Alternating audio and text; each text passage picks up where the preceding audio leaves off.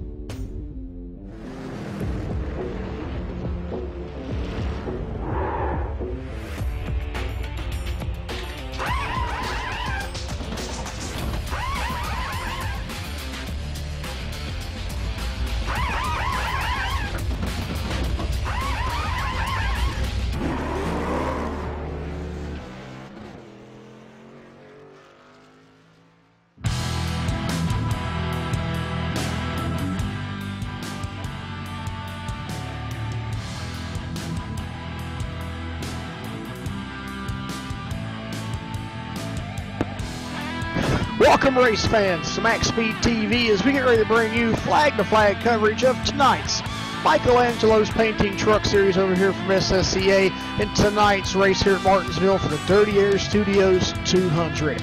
I'm Jeff Dotson. I'm following alongside my good friend Charles Smith. Welcome in the booth. Welcome, Charles.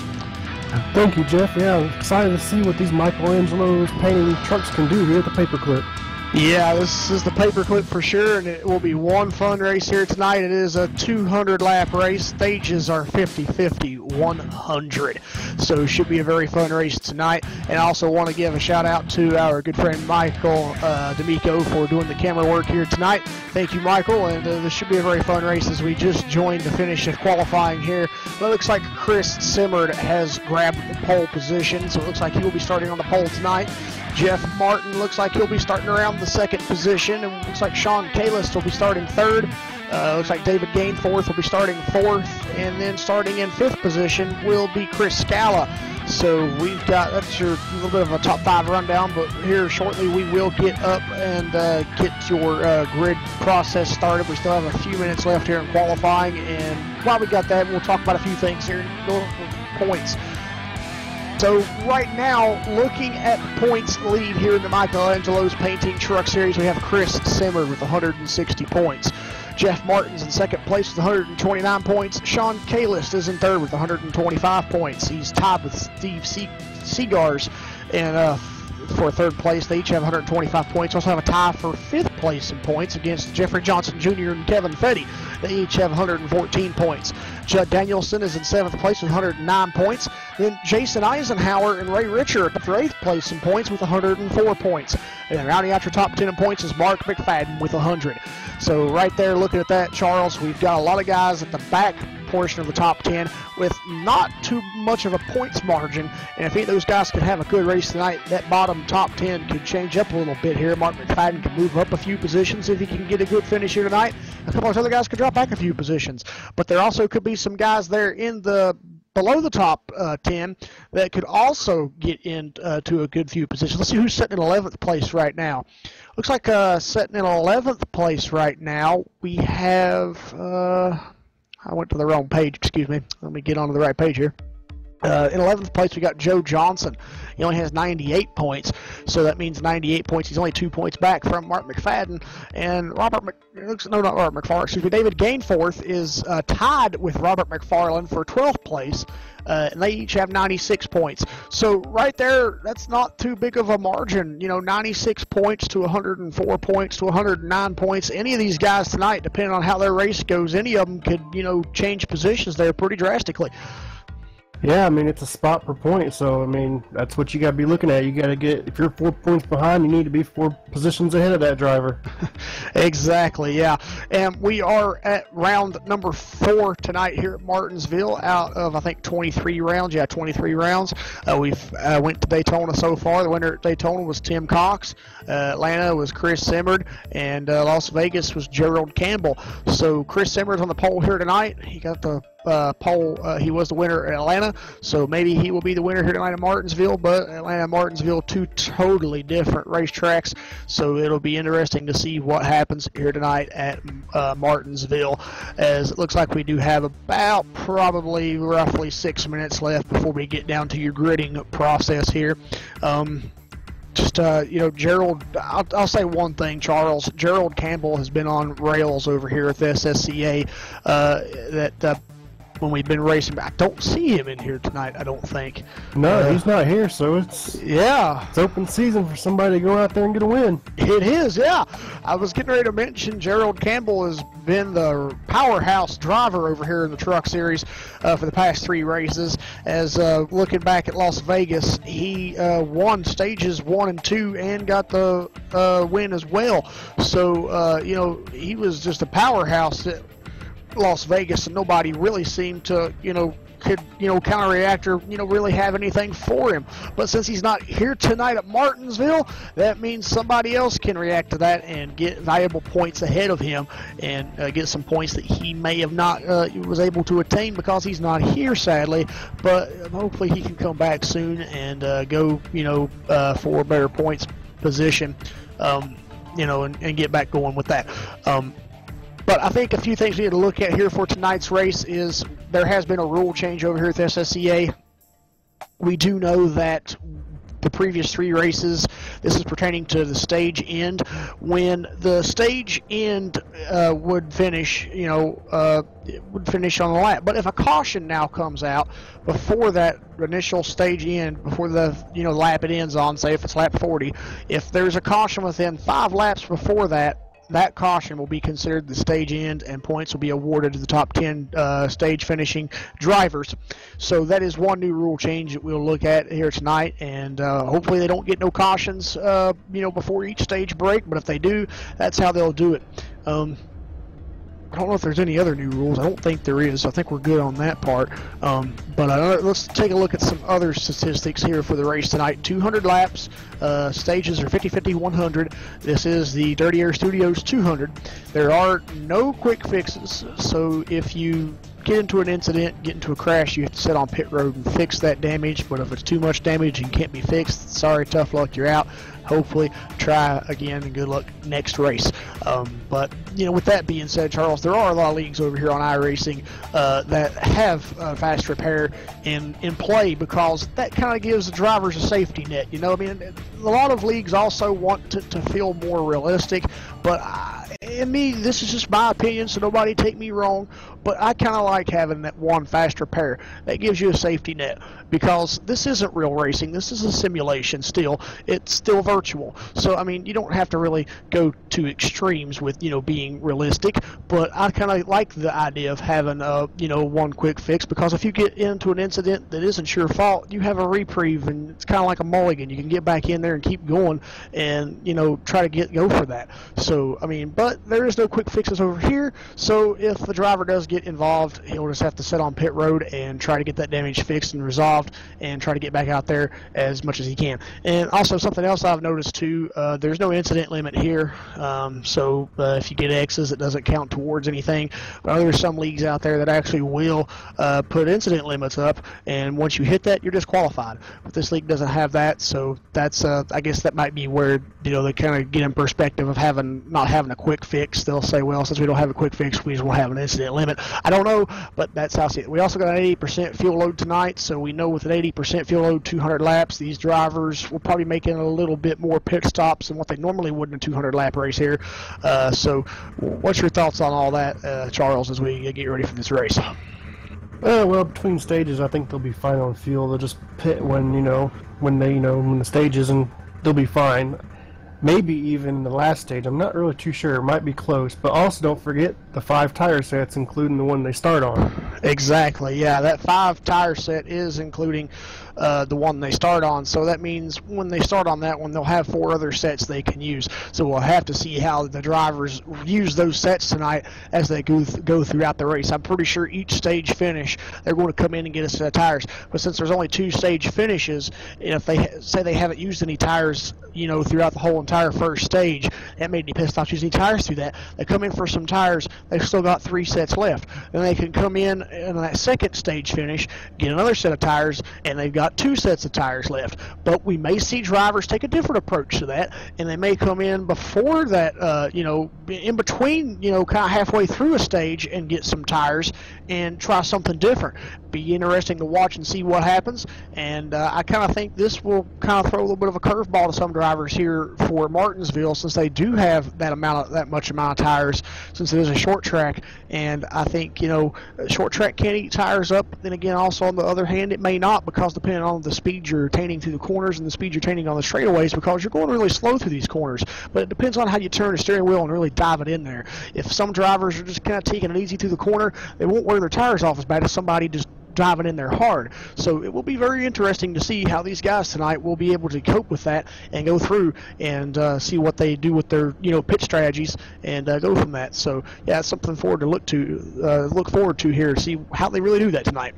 But it looks like Go ahead. I was looking at the weather too. It's 68, mostly cloudy. That tells me it's probably a quite fairly grippy track. So yes, yeah. Gotta take that into account. Exactly, yes you do. And it looks like we've got some winds coming in to the south at 3 miles per hour, so I really don't think that's going to affect much. And it's also a short track, so I really don't think the winds would affect much of a short track either than it would compared to a 2 mile track or a stricter plate, where if you have a headwind, it could slow you down. But you're already going slow here, so it ain't really going to matter anything if there was. Yeah, so that...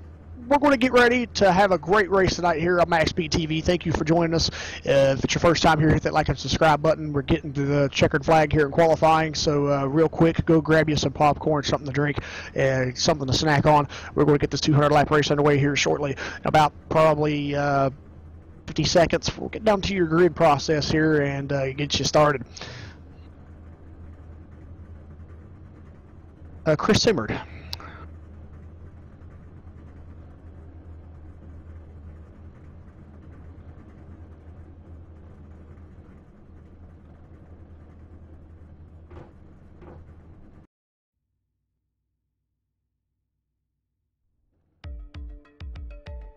Alrighty, folks, let's get down to your gridding process here and get your starting grid underway here, so you know where everyone is starting at tonight here, and you can root for your favorite SSCA driver here in the Truck Series. Chris Simmerd starting from the pole position with a qualifying time of 20.121, so congratulations to Chris for grabbing that spot. Remember, he is the winner back from Atlanta, so we'll see what he can do here tonight starting on the pole position. Jeff Martin will start in second place, Sean Kalis in third, David Gainforth will start fourth, Chris Scala will start in fifth, Judd Danielson will start sixth, William Hartman will start in 7th. Steve Durham will start 8th. Ralph Vorst will start 9th. Ray Richer will start 10th. Russ Coe will start in 11th. Robert McFarland in 12th. Joe Johnson will start 13th. Daniel Jackson will start 14th. Vernon Margheim will start in 15th. Mike Donahue in 16th. Mark McFadden in 17th. Steve Seagars will start 18th. Jason Eisenhower in 19th. David Richer will start 20th. Kobe Timms will start 21st. He is the last one to take a qualifying time. Jeffrey Johnson Jr. will start 22nd. Justin Anderson 23rd. And Gary Weston will start 24th, rounding out this field of 24 trucks.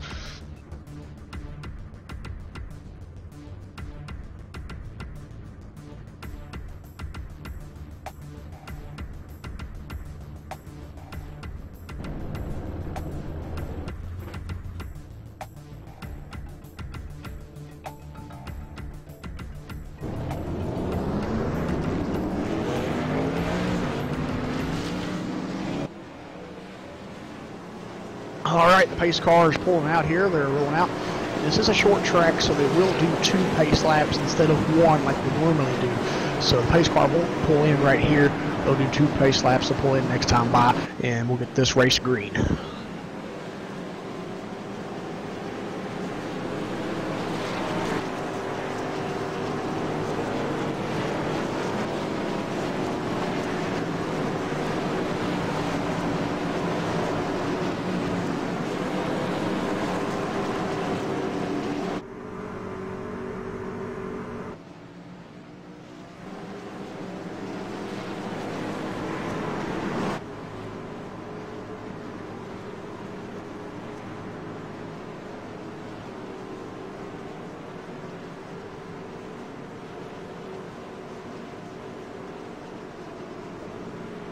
Alright, the pace car heads into pit road, and we'll wait them to come around turns 3 and 4 and get ready to take the green flag.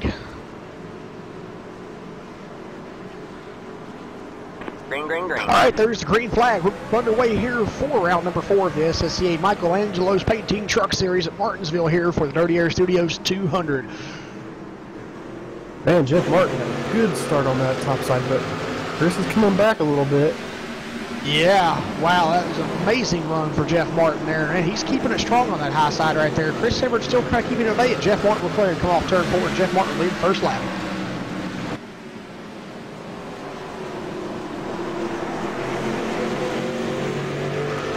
And Chris Everett's fighting back hard. He's not giving up just yet. But wow, we got a long 200 lap race ahead of us, so we're going to see a lot of great short track racing here tonight.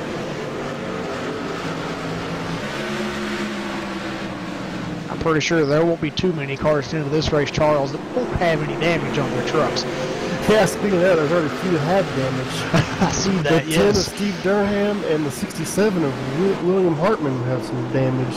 Yes, and wow, we've got Judd Danielson getting in the middle of those two there. He about got some damage there as well.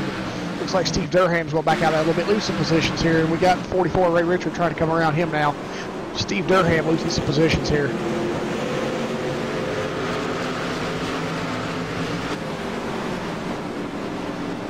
We got a car on the wall. It looks like it's 29 of Kobe Timms, but he keeps going. Yeah, Kobe Timms did get in the wall there a little bit, but he did get back going. There was somebody else that got in the wall there a little bit too. It was a green truck. I think it was David Richard. Yeah, David Richard got in the wall a little bit too. You can see some damage on the back end of that truck there on the right side. I think he kind of done a little bit of a tail slap there coming off the corner. Kind of hit that way. He's got a lot of side damage there too. You can kind of see the number there on the passenger side of that truck. It's kind of dented in too. So he's scraped that wall pretty good. Yeah, and something happened to Russ Coe in the 420. He's fallen way off the pace in 24th. Yeah, I don't know what happened. He started 11th place, and now he's back in dead last position here, so I don't know what really happened to him. But I'm looking at his truck, Charles, and it looks fairly clean. I don't really see too much damage on it, so it could have just been maybe a start from pit road we didn't catch, or, well, that would have been the case because he'd been a lap down possibly here at Martinsville, and he's not a lap down, so maybe it's just by design. Maybe he wanted to go back to the back and maybe try to stay out of trouble, but then again, there's even guys back here already in the back driving kind of crazy right now. No, I went back and checked that thing. There was something going on in front of him. He checked up. Okay.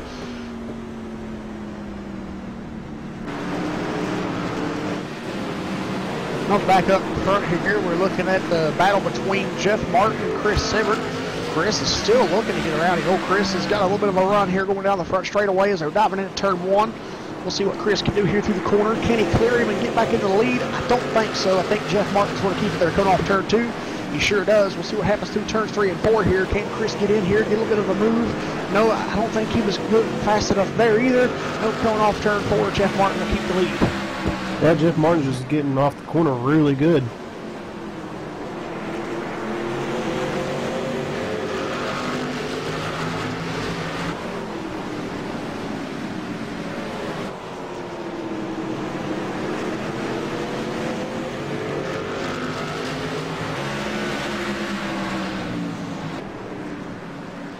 I'm kind of looking around the field here, Charles, and I'm not really seeing too much racing action going on. It looks like everybody's got spread out here pretty early.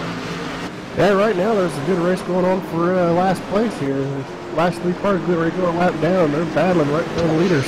Yeah, they really are. Yeah, we got Kobe Timms here, Russ Coe, and Justin Anderson. Yeah, these three are really battling up. Oh, we got some contact there. That was Toby Kim's getting into Justin Anderson. Anderson dove it in, just couldn't get it slowed down. Yeah, Kobe tried, but really couldn't get it there. Looks like Justin Anderson's going to be our first run. Actually, yeah, he'll be our first truck to go a lap down.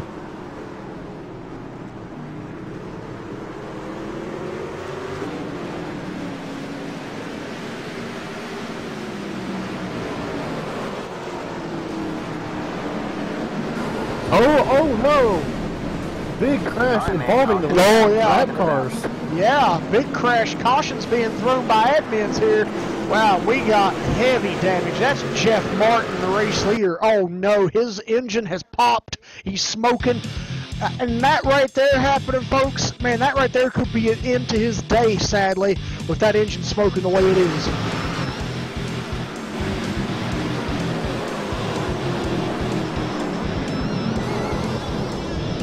Wow, the 5 truck right there of Chris Scala, he took a little bit of a late dive into pit road.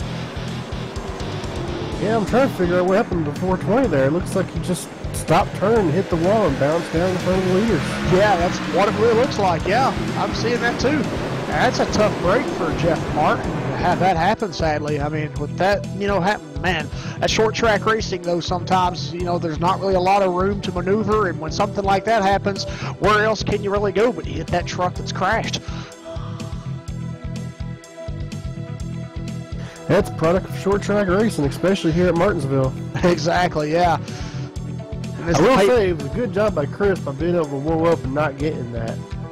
Yeah, Chris Sebert did an amazing job blowing up and not getting into that, but tough break for Jeff Martin there. He's going to have to really get that truck assessed and see what's going on with that now. I mean, he really didn't get too much body damage, but that hit was enough to jolt out a motor. Yeah, it looks like Sean Kalis might have got a little bit of damage from that too. I think he did. Yeah, his hood's crumpled up a little bit, and so is the back of the truck. So he's rear-ended somebody and somebody rear-ended him. So, and tough break for Sean.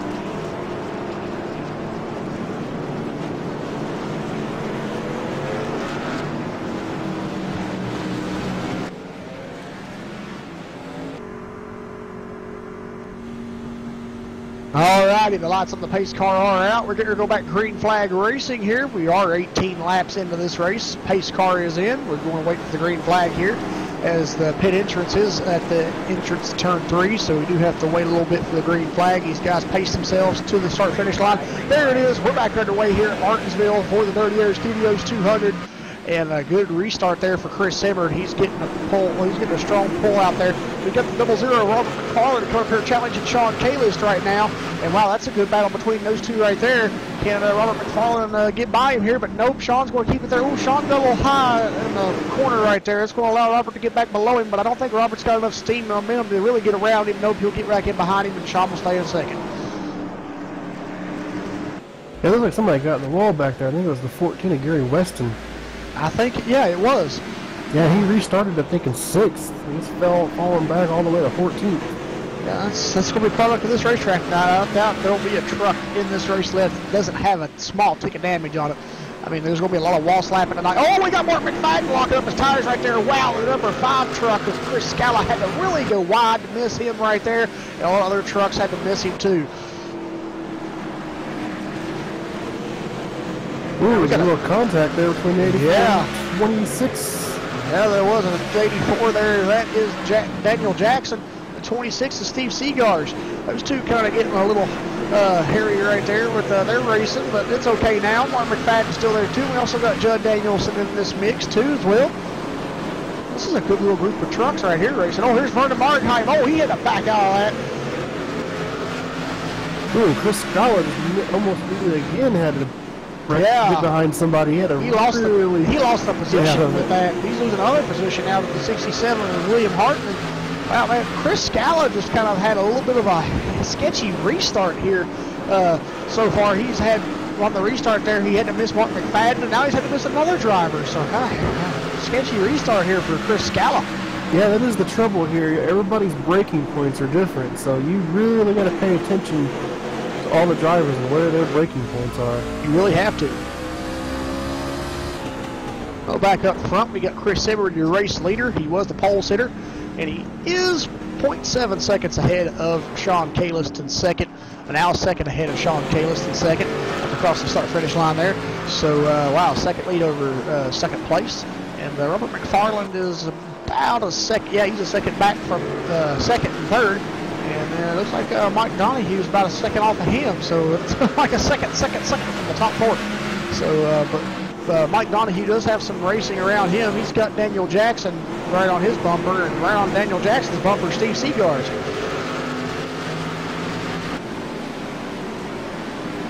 Ooh, man, Daniel Jackson and Steve just really racing here. Those two had another close call right there. Yeah, they're both trying to get around Mike Donahue here. They're trying to get around one another while trying to get around another driver. I'm just not too sure that's going to work too well on a short track. You really can't take it 3 wide here. Wow, those guys are really racing it up right now. I think there might be a little bit of a storm brewing between these 3 guys. Oh, maybe make it 5, because here comes Vernon Markheim and Judd Danielson, and they're trying to get around them too. It really isn't working out for them right now. They really can't find that groove to get in and try to get around these drivers, but it's really hard to find a groove to do that here at Martinsville. Really hard track to pass. All right, back up front, we got some lap traffic in between Chris Simmerd and Sean Kalis now. 2 trucks, actually. The 29 truck there. Oh, we got some accident here. The 29 truck and Sean Kalis just got involved in an incident here.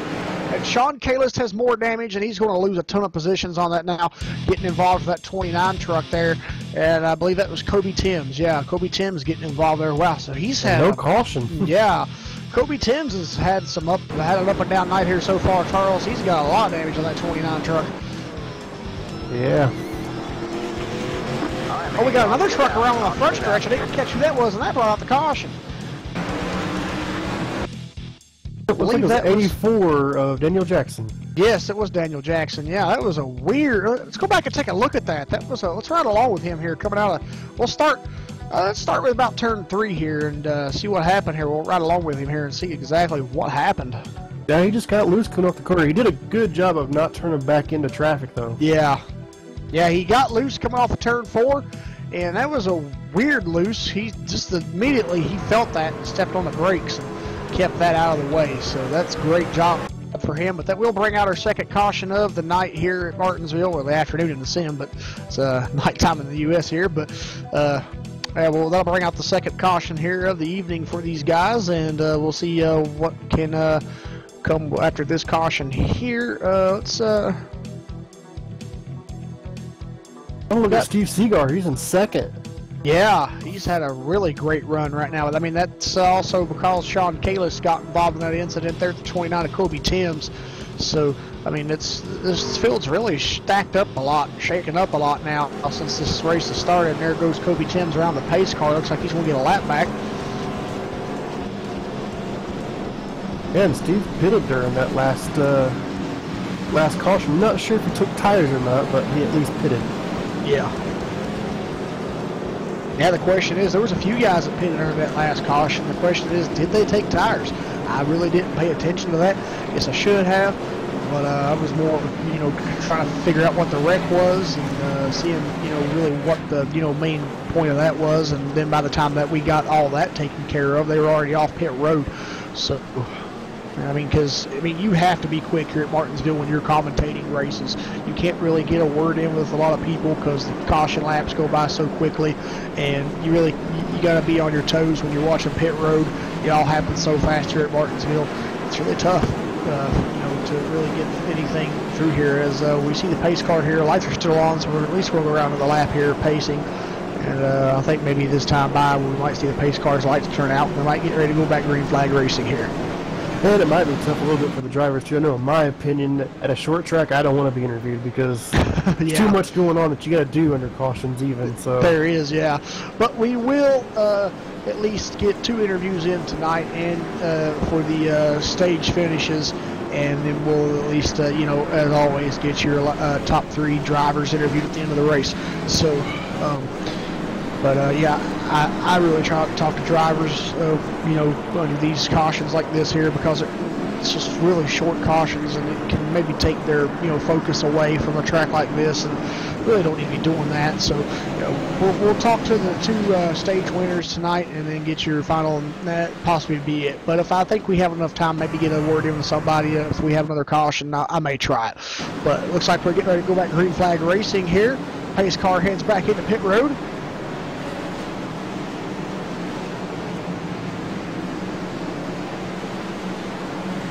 There's the green flag. Go back underway here at Martinsville for the Michelangelo's Painting Truck Series Dirty Air Studios 200 here for SSCA at Martinsville.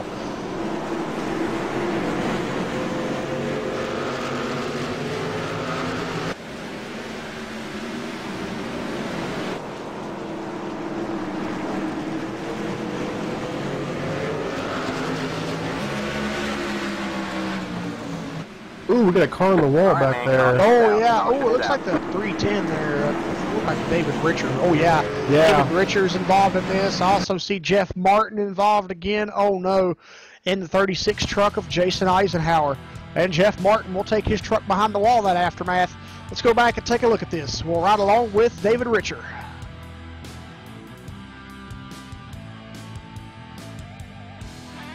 David Richards already got some damage on that 310 truck of his. We see the 18 truck there. I believe that is Joe Johnson. Yeah, Joe Johnson came down on Ray Richard a little bit there. He got a little bit of an issue going through the corner there. And, ooh, ouch. Yeah, they made contact. David Richard has come and got turned around there after that contact was made, got the truck a little loose. And then when he spun out, the 36 truck absolutely had nowhere to go, and then it looks like Jeff Martin just got involved in a chain reaction there because there was 2 guys on the outside that flipped the 36 truck. That was the 16 truck, and it looks like the 101. The 101 is David Gainforth, and the 16 truck there, wow, just a crazy chain reaction there. But that did take Jeff Martin out of this race, sadly, after he did already have another issue back at the beginning of the race where lap traffic played a factor and gave him some engine damage. It looks like they was able to fix that engine damage and get him back out on the racetrack, but then this happens, so tough night for Jeff Martin. Yeah, tough night indeed.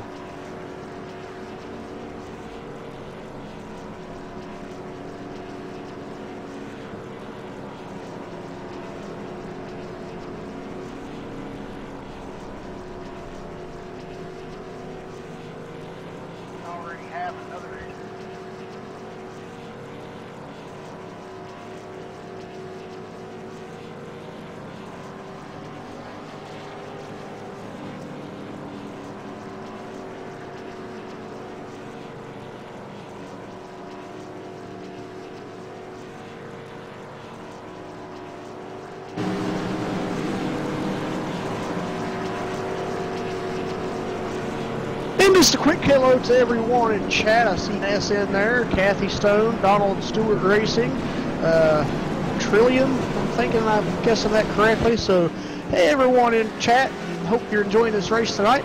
As I'm Jeff Dotson along with Charles Smith and Michael D'Amico working the cameras for us tonight here on MaxSpeedTV. And this so far has been little bit of a bizarre, fortune of events here with the crashes that we've seen tonight, Charles, here at Martinsville, but that's just the product of this track and short track racing.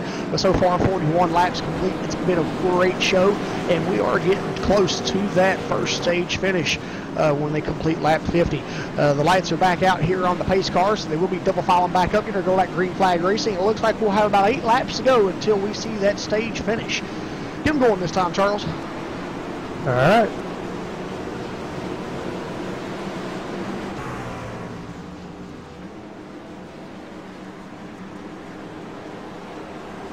Alright, pace car enters that turn 3 entrance on pit road.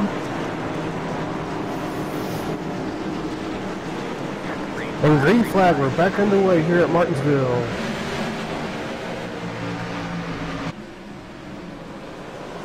Yeah, good restart there again for Chris Simmerd and Seagars there. Oh, yeah. Got the 70 around and Fuca. Oh, big crash. Yeah, another big crash. Ouch. And no caution. No caution. There it was thrown to caution, yes. It looks like some cars got pile drove right into that old back pit wall there. Yeah, there's a truck down there on that little back section there. I think that's Mike Donahue. Yeah, it is. Wow, let's go back and take a look at this. We'll ride along with Mike Donahue.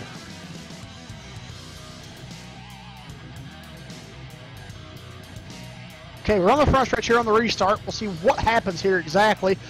We see Mike Donahue coming through the corner here, and then we see, oh, it looks like he just come down the track a tad bit, and Sean Kalis was there, and that got him turned around, and then there was somebody else behind him there that got involved. I don't know who that was. It looks like it was the number 10. Yeah, the number 10 truck. That is Steve Durham. Wow, and Steve Durham kind of gave him a little bit of a, I guess you could say a punt, football term there. Gave a little bit of a punt into that little old backstretch pit road, what they used to be there, and he started driving down by that little garage area there. So, wow, Mike Donahue got the worst end of that. And also, I think that was thrown 1 lap before the 5-lap cutoff for the... Yeah. So I don't actually, that was 2 laps before the 5-lap cutoff, so I don't think we're going to see this being considered the end of the stage here, but you know what? I will get a confrontation here. Let me go see real quick.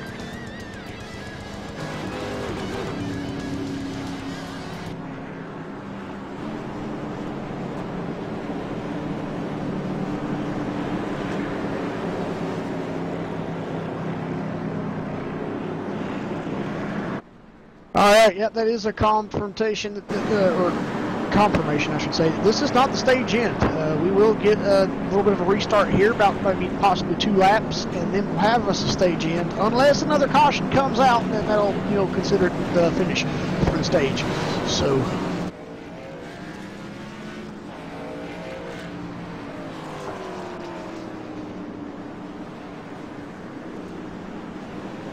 I think right now, Charles, looking at that one, that was the most bizarre crash so far tonight, having Mike Donahue kind of get hit into that little backstretch pit lane area there, what it used to be. That was kind of nuts. But I know this is one of the tracks on the iRacing service that you actually can drive down that section, and you can actually go into the infield here and drive around into the haulers and stuff. So there's not a lot of tracks on iRacing that you can do that at, but this is one of them, and it's kind of something cool to do when you're not really racing, and after the race is over, once practice is finished, and something kind of like that to that perspective. Oh, we got a truck hitting the wall back there at the pit exit. I don't know who that was. Pace car's in. Go back and take a look at that in a minute, maybe, as we get back up to this restart here. And we'll have 2 laps to go for the stage finish. And there's a green flag. We're back underway here at Martinsville. Chris Simmerd with a great restart there. He gets the jump on Steve Seagars, and Steve Seagars will dive into turn 1 here. We got a little bit of a bumper tag game going on back here. Wow, they got checked up big time. That was Judd Danielson, Robert McFarland, Vernon Margheim, Chris Scala. Wow, Chris Scala's still a little squirrely there. We got the 67 of William Hartman back here at the 84 of Daniel Jackson. They were a little squirrely too. Wow, these guys are really racing for this stage finish here as we're coming around. They'll get the checkered flag this time by for stage 1. Who's going to get it? Is it going to be Chris Simmert or Steve Seagars? Can Steve Seagars get a run here coming into the corner? I don't think he's going to be able to, and we are going to crown a Stage 1 winner here. It will be Chris Simmert in the 27 Nationwide Chevrolet. So congratulations to Chris Simmert for grabbing Stage 1.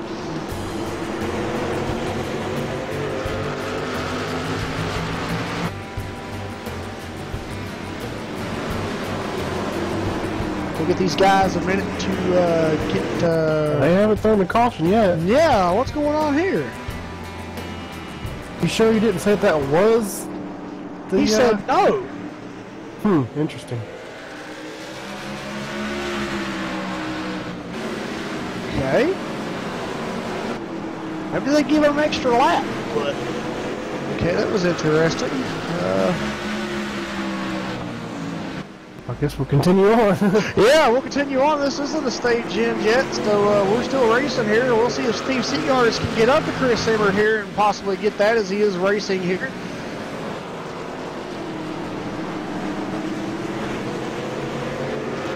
Yeah, he has been able to get back to the back of Chris Simmert, but I don't know if he's going to be able to do anything. Yeah. We'll see maybe at the end of lap 55 here if they can throw it, maybe. Maybe they give him an extra 5 laps, I don't know. But, oh,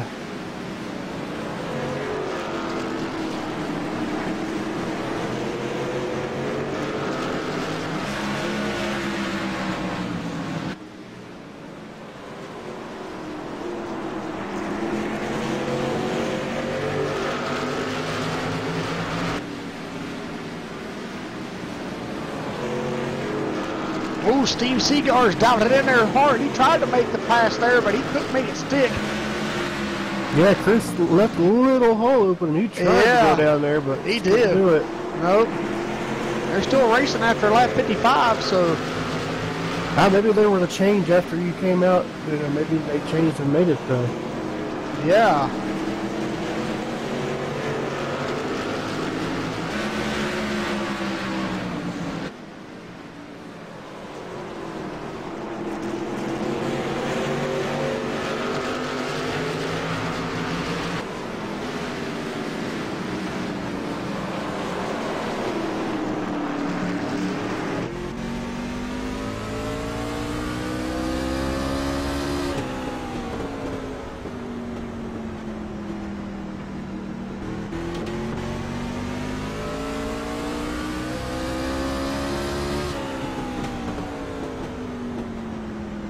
Alright, man, caution is out. Caution is out.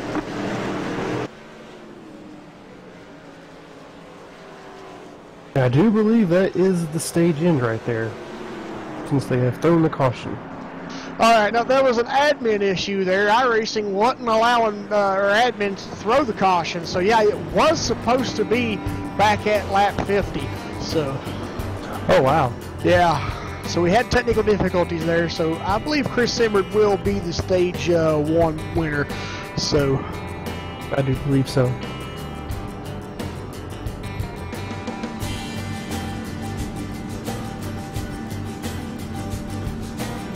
Looks like they're coming down pit road right now.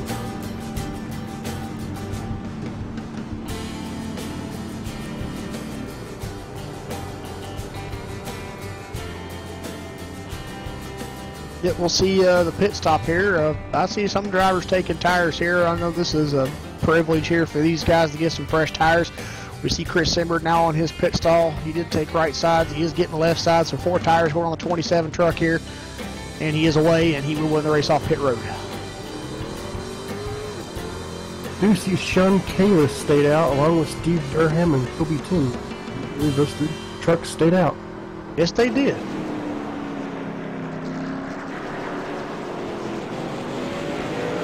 Sean was in the pits about 15 laps ago, Steve 29, and Kobe was in 22 laps ago.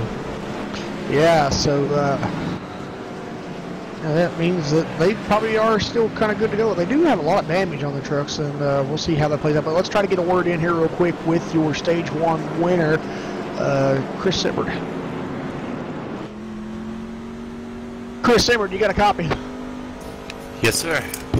All right, well, I'll try to talk to you as fast as I can here, as I know these caution laps go by pretty quickly here at Martinsville, but you are our Stage 1 winner tonight. Tell us how it feels and what your game plan is for the rest of this race to go try to get that Stage 2 victory. Oh, it feels good. I've just been trying to pace myself. We went a little bit farther than normal, so I don't know how the stages are going to end up here for the next one, but we'll see. I'm just going to ride it out from here. It's still a lot of laps to go, so. Yeah, I'll say they'll probably still end on lap 100 like it was scheduled to, but kind of tell us, how's the truck feeling out there tonight? I mean, it's a short track, but I mean, like, how's it kind of feeling? Can you really dive it into those corners? You can dive it in. It just the rubber buildup. It kind of pushes a little bit, so just gotta take it easy. I've been running the outside as the tires wear on, and it seems to work pretty well. So. Awesome. All right. Well, congratulations on winning Stage 1. You're gonna go back green. So good luck in the rest of the race, and we'll talk to you later on. Thanks, guys. All right. The pace car is back in pit road.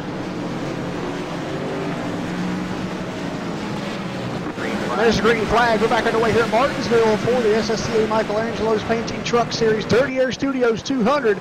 And a good restart there for Sean Kalis. Heavy damage on that truck, though. But we're seeing Chris Zimmer here.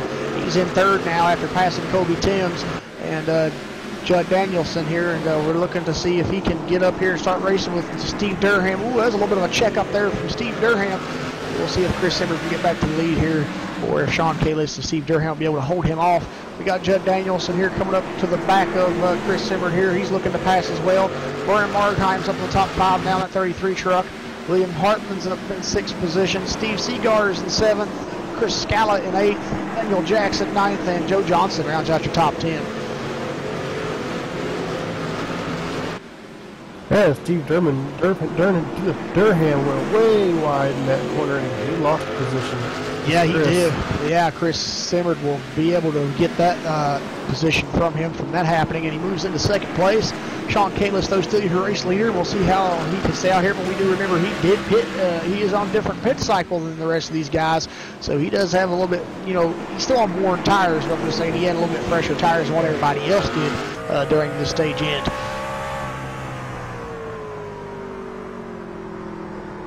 Let's kind of give you a little bit of a rundown here of what's going on in the race right now. There are no trucks 1 lap down, and there are no trucks 2 laps down. The first truck laps down, though, however, is Justin Anderson in the 16 truck in 16th position. He's 3 laps down. Jason Eisenhower is in 17th position, 9 laps down. David Gainforth in 18th position, 13 laps down. Mike Donahue is in 19th position. I know he did take his truck behind the wall, but he still is being scored in 19th position. Ralph Vorst took his truck behind the wall, so those 2 are out of the race so far. David Richer out of the race, Gary Weston out of the race, Jeff Martin out of the race, and so is Russ Coe. So we do have 6 drivers so far out of the 24 truck starting grid that are out of this race. The last truck on track is David Gainforth in 18th. I will say right now, Sean Kalis is really holding his own. He is trying to battle off Chris. Yeah, he's got a lot of damage on that truck, and Chris doesn't. But that is also another thing of short track racing. Damage really doesn't affect your truck hardly at all, unless you get the toe or suspension knocked out or out of line or something like that, and that can hurt you. But if it's just body damage, there's really no aerodynamic stuff to really, consider here on a short track, flat track like this. So that's really not hurting him too bad. We see Chris Zimmer catching up to him here now. We'll see what Chris can do. And Chris is going to try to hold off Judd Danielson here as well. Judd's catching up to him too, trying to get into this action as well.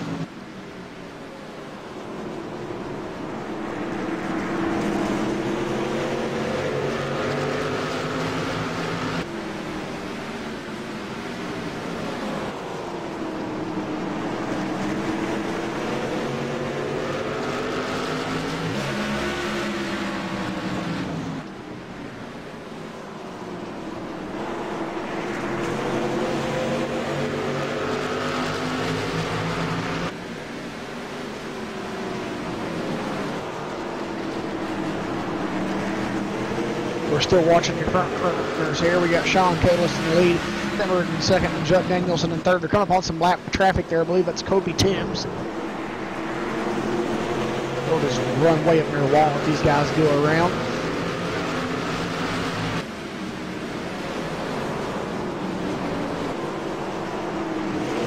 you a little bit of a rundown where everybody in the top 10 kind of started at tonight. Oh, but never mind, we got Chris Simmer trying to pass for the lead here, so let's kind of watch that for a minute here and see if he can get Sean Kalis going in turns 1 and 2 here. Sean's going to hold him off, though, coming off on the high side, though, of turn 2.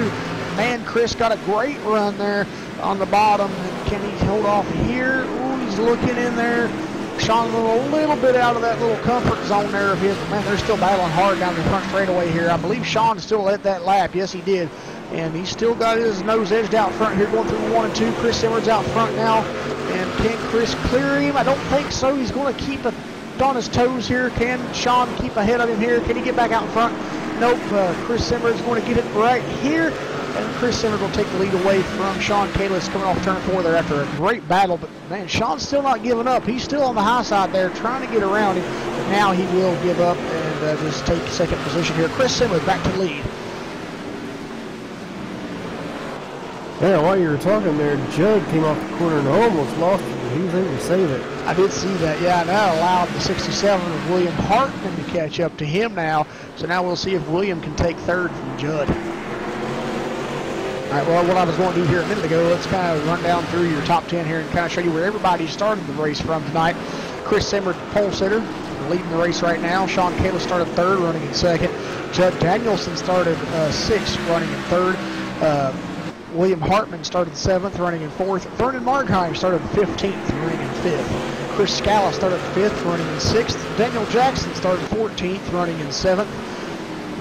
Steve Seagars started 18th, running in 8th. Steve Durham started 8th, running in 9th. Joe Johnson started 13th, running in 10th.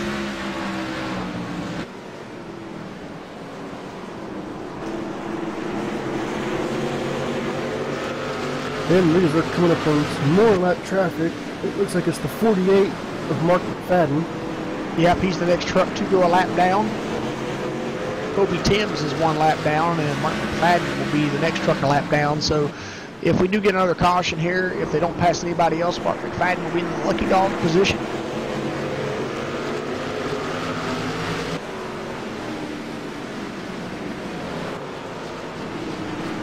It looks like Mark McFadden did clip the wall there a little bit coming in turn 3, trying to give those guys enough room to pass him. I think he'll be okay, though.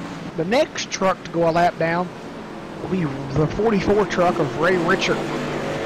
Those guys still have their work cut out for him to catch up to Ray Richard, though. They're about a straightaway apart, so still a little bit farther away from catching up to him here. But back up front now to Chris Simmer, the race leader. He does have a second lead over second place Sean Kalis.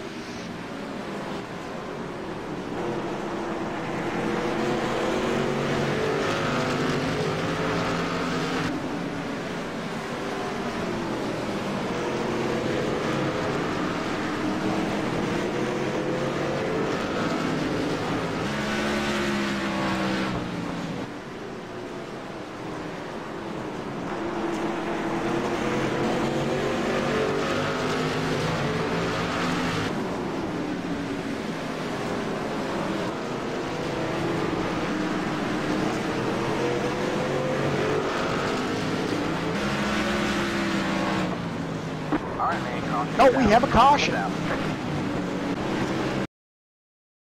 I'm not really seeing anything. I'm not either.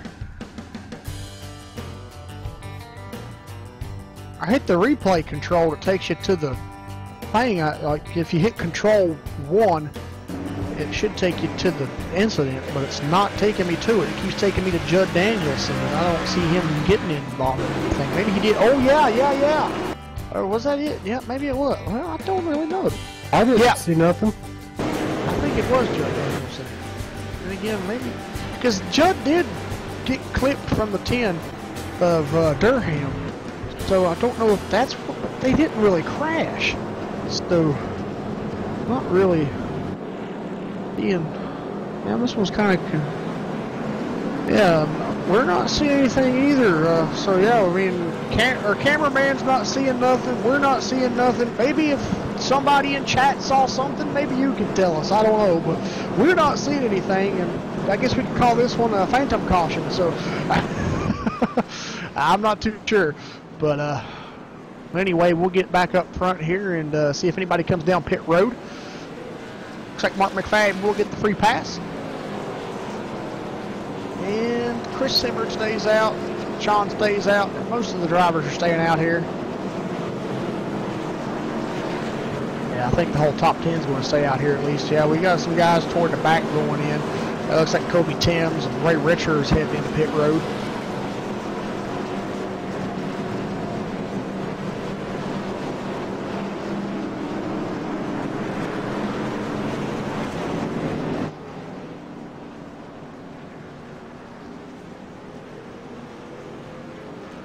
I do believe I do think I found out what it was.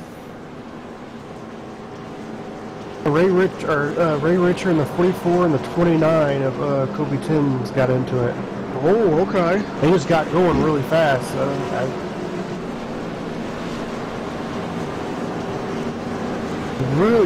44 just got sideways a little bit, and I guess iRacing thought it was enough to bring out the caution. Right in front of the leaders, so maybe that's why the caution came out. Yeah, I think so.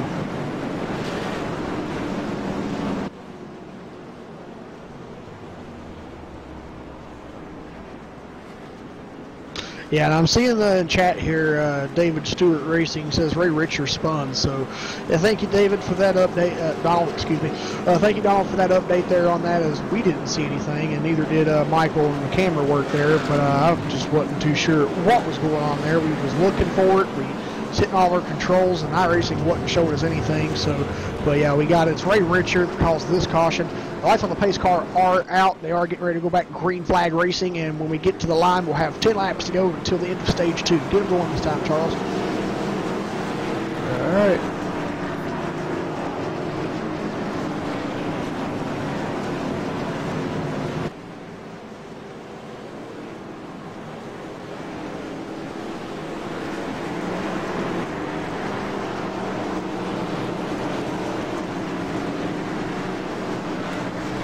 And green flag, we're back underway here for the Dirty Air Studios 200 here at Martinsville.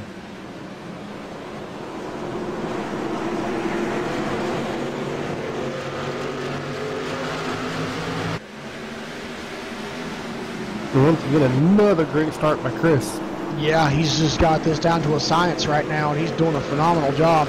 We got Sean Kalist and Judd Danielson back here racing. I think Judd's going to get him here going into turn 1. Oh man, we got a great grovel of trucks back here behind him. We got William Hartman, Vernon Margheim, Steve Seagars, Chris Scala. Wow, these. Oh, we got a truck back there behind Durham going wide, really running it. I think that was Joe Johnson, the 18 truck. Yeah, it was. Durham will get back around him, so those two racing it up too. Put up on Daniel Jackson, the 84 truck here. Ooh, looked pretty close there. Looks like Steve Durham almost made some contact there with Daniel Jackson, but they're okay. Back up here, look at Chris Scala. He's racing side by side with Steve Seagars. Wow, these two, oh, almost contact right there between those two, Chris and Steve.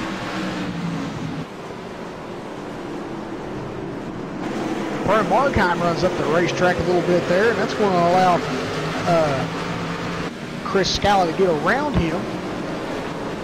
He's battling back hard. Here he comes. Oh, Chris Scala. Ooh, that was a little bit of a bobble right there. They got a little bit of a check up there from Sean Kalist. John Kalist did get past by William Hartman. And Judd Danielson's in second now. William Hartman in third. They're trying to run down Chris Simmer here in the lead. And we'll see what they can do as we're closing in here. 5 laps to go for this stage.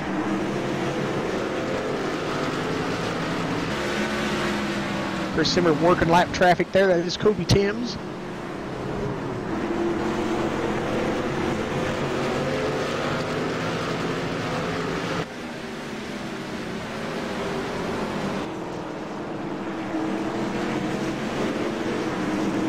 Also, I do see the 420 of Roscoe has returned the track. Oh, that's great to see. Yes, he has. He is 82 laps down, but if he can stay in this race, he will pick up positions from Jeff Martin, Gary Weston, David Richard, and possibly Ralph Force to move himself up 4 positions before this race is finished. Maybe possibly move himself up 5 positions. Yeah, I was going to say, yeah, if he can stay in, he'll get all those guys. Yeah, he will. That could be some crucial points. Could be. Yeah, Rusco is back in the pits here, so He might just come out to see how that truck was going to be driving, and I think he's going to come back down and maybe assess some more damage. Back up front, we're on race leader Chris Simmer here as we're coming around to the white flag for stage 2. Judd Danielson looking pretty strong here. Let's see what he can do on the last lap. Excuse me. He was able to go up there, but he's just going to come up short. Yeah, I believe you're right. I don't think he's really going to have enough momentum carried into turns 3 and 4 here to really catch him. We see Russ Cole back on pit road there again. And here they come off turn number 4. Chris Simmer will get stages 1 and 2. So congratulations to Chris.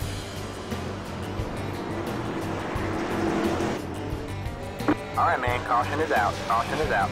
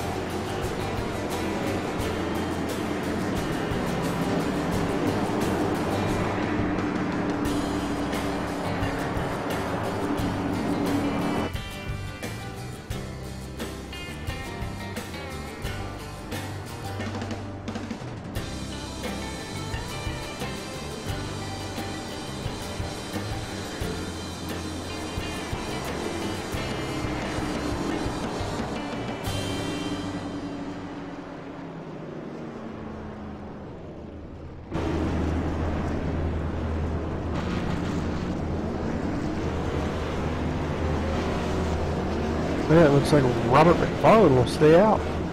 I see that, yes. Robert McFarland did indeed stay out. Is there anybody ahead of him that stayed out, or is he the only one here?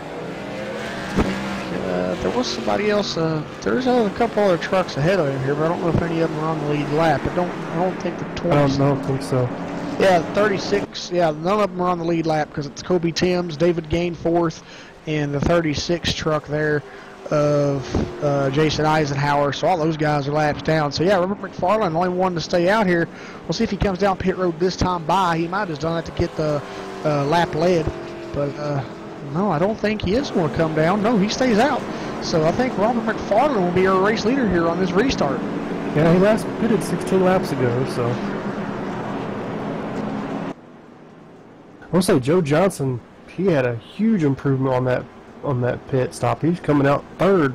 Yeah, that was a huge improvement for Joe, so that was great to see.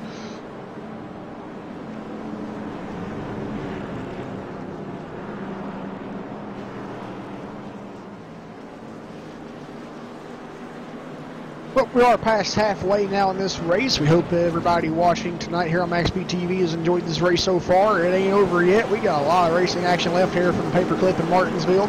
And I think these guys are just going to get even better when it comes down to this, because I know when it gets down to the end, they're going to really do some short track racing, and we might even see some cautions at the end here, possibly, if these guys get the racing the way I think they might. We've seen that at the end. Judd was catching up to Chris, so it might not be a done deal for Chris. He might not be someone to battle him. Oh yeah, pretty sure. There's a lot of great drivers up front here battling, so we'll see what happens here as the pace car heads back into pit road.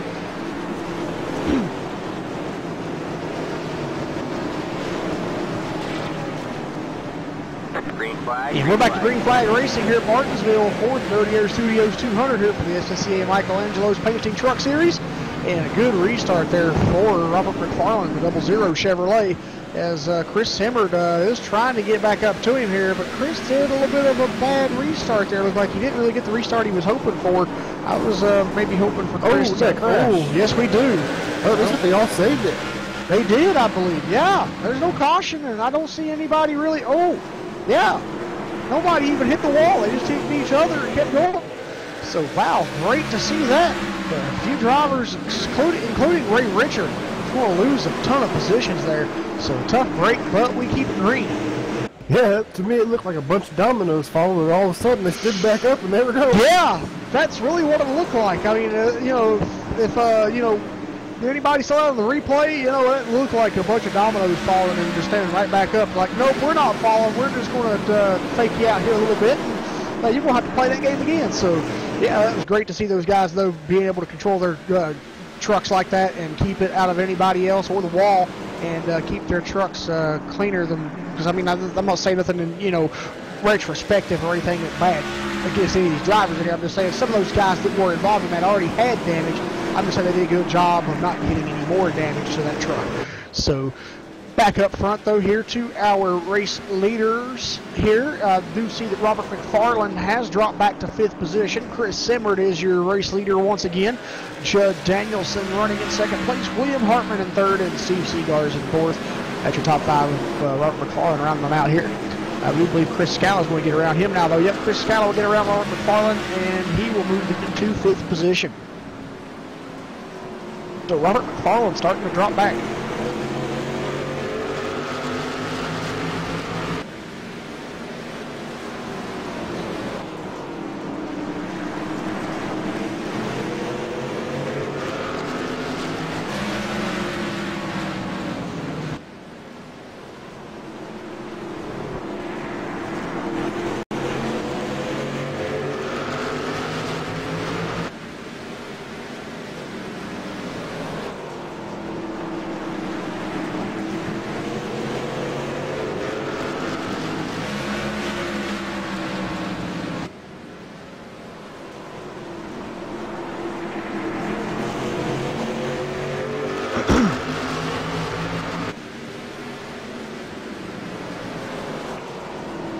I'm kind of looking around the field right now, guys.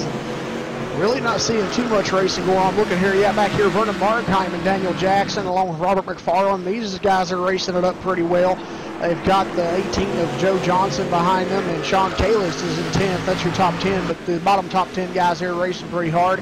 Jeffrey Johnson Jr. in 11th position here.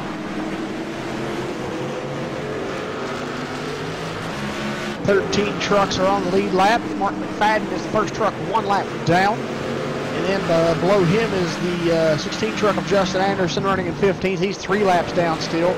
Kobe Timms is 7 laps down as he does let the leaders go by once again here. Jason Eisenhower 9 laps down, 17th position.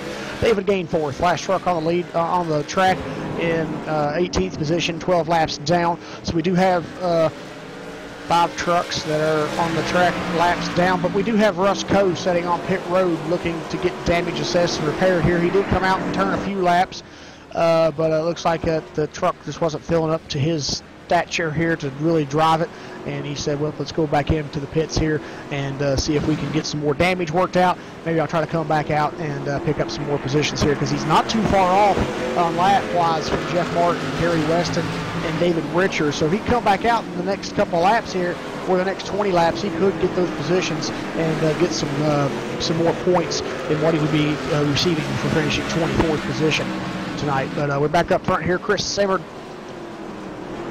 is still out in front, but he hasn't had the lead that he's been used to at this point of the run so far. At this point of the run, he's usually out of the second lead over second place, but Judd Danielson is keeping the pressure on him right now here in second.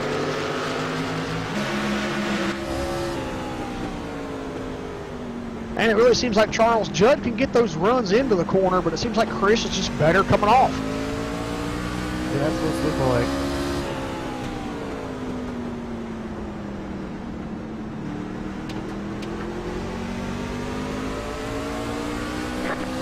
Oh, we have a caution. Caution is out.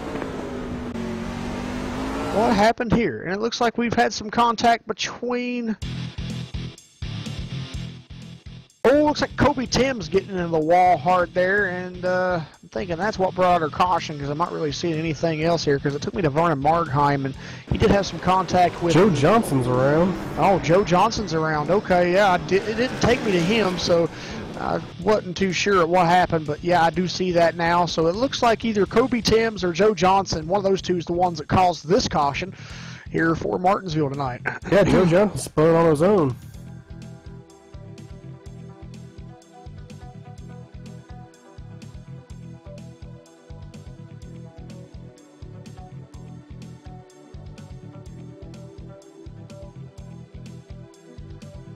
And that'll save Ray Richard from going a lap down. He was just about to go a lap down. And it'll Yes, give he the lucky was. dog to Mark McFadden. Yep, Mark McFadden will get the lucky dog once again.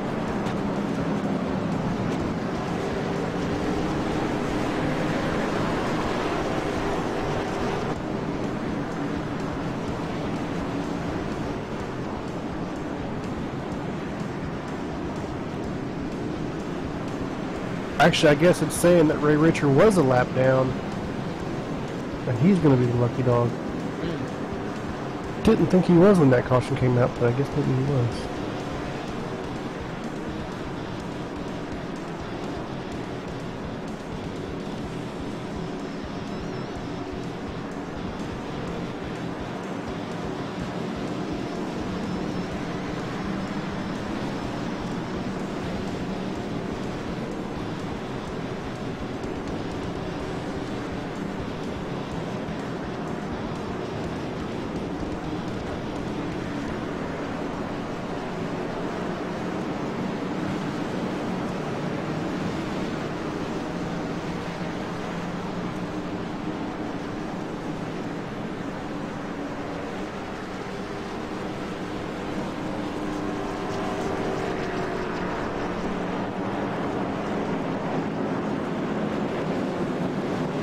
Well, I see a fellow MaxSpeedTV broadcaster is in chat. Charles is here, so hey Charles, how you doing?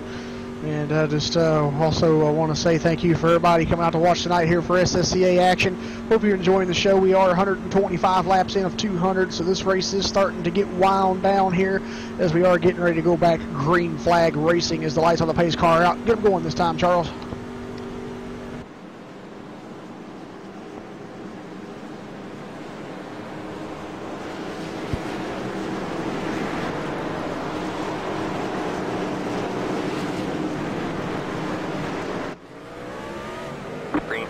And there's the green flag. We're back underway here for Michelangelo's Painting Truck Series here at Martinsville.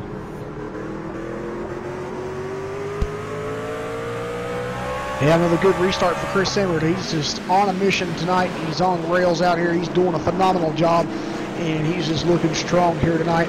We'll see what maybe here throughout the rest of this race and toward the end of this race finish, what Judd Danielson or anybody behind Judd may have in store for these guys up front, as there will no longer be cautions brought out for stage ending because we did end stage 2. This is the final stage here, or as you can say, the rest of the race, and we'll finish it out all the way to lap 200 here. So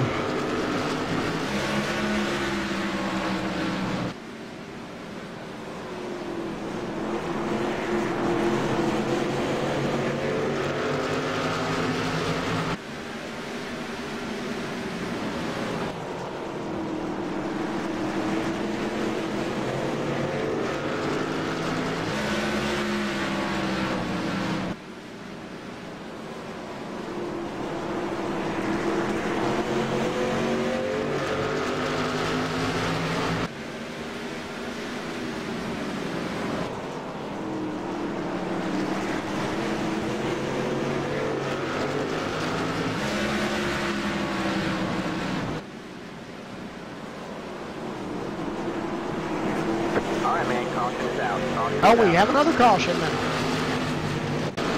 Looks like 36 of Jason Eisenhower was involved.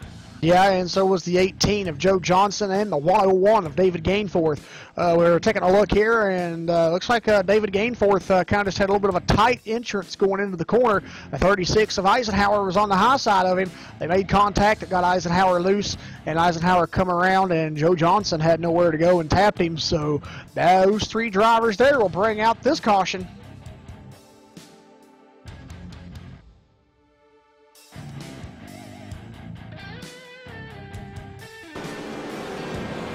And now Mark McFadden will get the lucky dog to come back to the lead lap. Yeah, he gets it for the third time tonight now, so consistency for Mark McFadden here as he gets these lucky dogs caution after caution here, but that's good. You know, he's only going a lap down, and he's, you know, keeping it consistent to stay in the position that he's in. And once he goes a lap down, so nobody else passes him, or so that no one else. And the cautions are kind of just falling his way as well, because it's also allowing no one else in front of him to get lapped, and that's keeping him the last truck on the lead lap.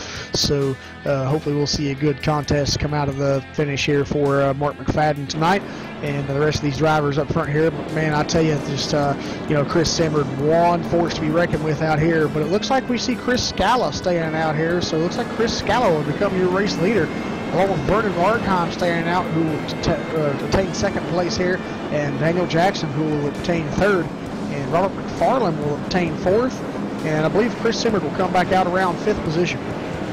6, I do believe Judd got out in front of him. He did, yeah. Judd Danielson did win the race off pit road there. So, yeah, so Chris will fall back to 6th on this caution here after pitting.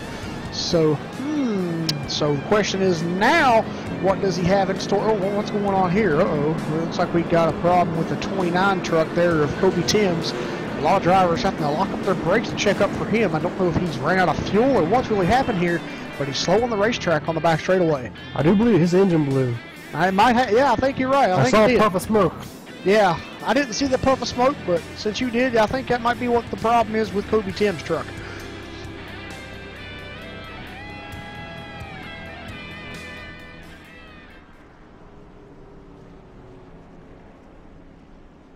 And Russ Coe's back on track, and he actually has made his past 2 trucks. Yes, he has. And Jeff Martin. Yeah, Russ Coe has now moved up to the 22nd position here, and he is back on the racetrack, so we'll see now if he can get ahead of David Richer and Ralph Forst and collect 2 more positions here, and possibly collect a position for Mike Donahue as well. But that'll be as far as he can go for now, as no one else is out of the race. So back up front here as we get ready to go back green flag racing, we see Chris Scala and Vernon Markheim, your 2 front row restarters here. We'll see how these guys can do it. They've got some tough competition behind them, though, as we'll see Chris Simmerd looking to try to get back up to the front of this pack, restarting in 6th position. And the pace car heads back into pit road.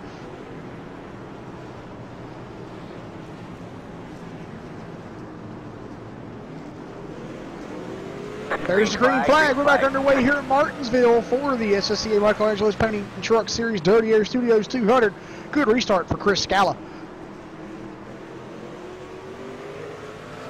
Yeah, these top 3 trucks, they've been out here for 34 laps on these tires.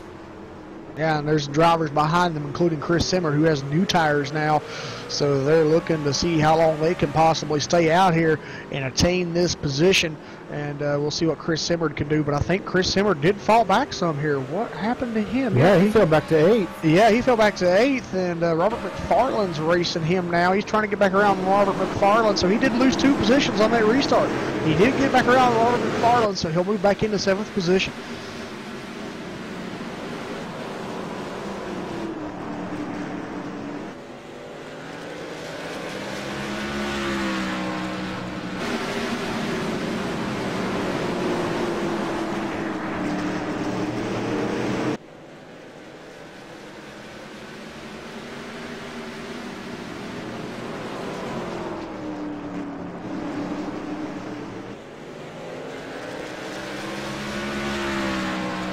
Oh, we got a crash off turn 2. It looks like William Hartman's involved in that. Go back and take a look at this. Man, he was running 5th. What happened here? Go back and we'll ride along with William here and see what happened. We're catching up to him here in turn 1. He's beside on the high side here of Steve Seagars here. Oh, him and Seagars made contact. And then he bounced off another truck. I don't know who that was. Chris Simmerd was involved as well. Yeah, he bounced off of Chris Simmerd. Ouch! Tough break for Chris there. Yeah, did he get... Oh, his engine's smoking. I think he might be done for. Uh-oh. That could be a huge hit in the points. It could be, yeah. He did. Although Jeff Martin's out too, so... Yeah. don't remember who you said was third in points. Well, let's go back and take a look at this and see. Let's go to Michelangelo's standings here and take a look. Chris Simard come into this race tonight with points leader with 160 points. Jeff Martin come in second place with 129 points. And Sean Kalist and Steve Seagars were tied for third place with 125 points. So right now it looks like Sean and Steve may be sitting in that catbird seat to maybe gain some position here and gain some points on Jeff Martin, anyway. But if Chris can really get a finishing position here, I think, he may still stay in the point lead, but they will close in on him.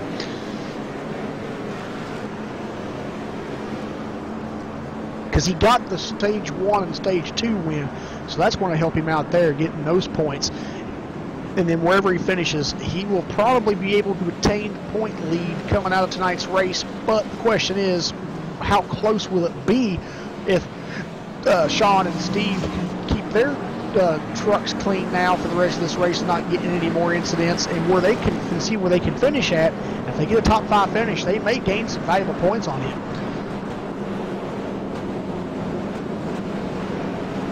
Yeah, also you got to go by wins, and I do believe he's the only full-time truck driver that's got a win. I believe you're right. Yeah, because Gerald Campbell's not a full-time truck driver, and neither is Tim Cox either. So, and they're the only other 2 drivers with wins. So yeah, I believe you're right about that. So we'll have to see how that plays out.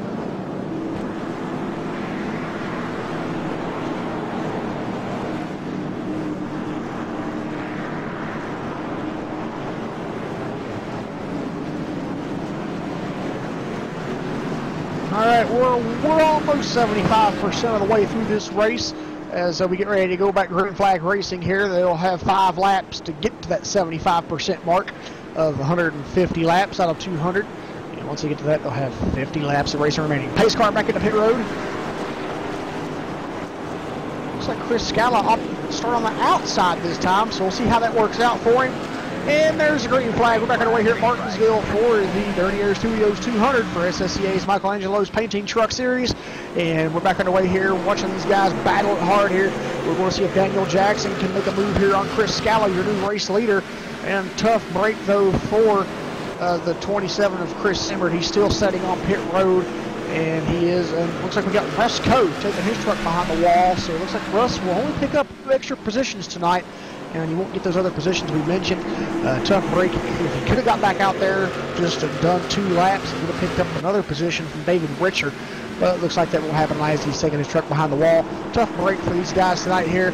And it's been a really tough race on these drivers. And just really, really gut-wrenching here for these guys tonight with a lot. We know it's just short track racing. It's very, very tiring, you could say, to the least. And these guys right now, I'm hardly, Charles, just out here looking. There's almost not a single truck out here that doesn't have a lick of damage on them. Yeah, I don't see any with none on either. Oh, we got the 84 in the wall. But yeah, that was on the front stretch, so he's going to keep it going. I think, to be honest, the 84 truck was the only one that didn't have a lot of damage until just now. Yeah, I think so. Yeah, I think we may have. Let's go back here. The 06 doesn't look like he has any damage. No, yeah, that's getting ready. Yeah, he does a little bit. You can tell right there on the front. He's got a crinkle there on that left headlight sticker there, so he's got a tad bit of damage. I think everybody out here's at least got a dent. I don't know if there's any truck out here that's completely straight. Maybe Robert Double Z. Yeah, I was gonna say. I think he's got a dent back there near the gas opening. So, that's Martinsville. Yep, that is Martinsville exactly. Oh, Mark McFadden has some damage. Yeah, everybody out here right now has damage. So that is Martin. And I called it. I knew it. There would not be a single truck crossing that line that didn't have at least a dent in them. But that's the product of Martinsville Racing and also Bristol too. It looks like I've got Kobe 10 taking his truck behind the wall. So tough break for Kobe tonight. He was trying to keep it in there with strong intentions, but looks like this isn't going to happen for that team tonight. So sadly, the 29 truck goes behind the wall. And 12 trucks on the lead lap. Mark McFadden is 11th. The last truck on the lead lap is Ray Richard. And we're back up front here with your race leader, Chris Scala. We are past that 75% mark here now, so we've only got less than 50 laps to go. We got about 48 laps to go here at Martinsville, so this race is starting to wind down, and we're going to start seeing these drivers probably run a little harder trying to get that race win here tonight at Martinsville. Oh yeah, especially Joe. I mean, he's got these fresh tires right now, or fresh. Yes. Chris Scala's anyway. He's right there in position. You know he's really going to run hard.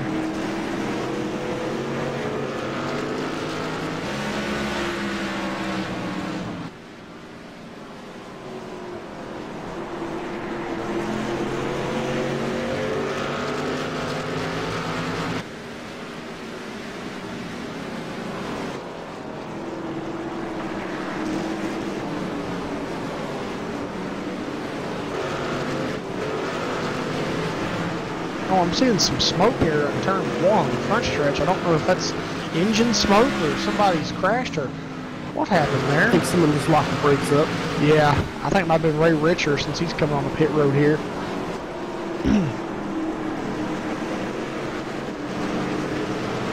Actually, that was an engine blown. Man, Ray Richer. yeah, it was Ray Richer, yeah. Engine popped, yeah.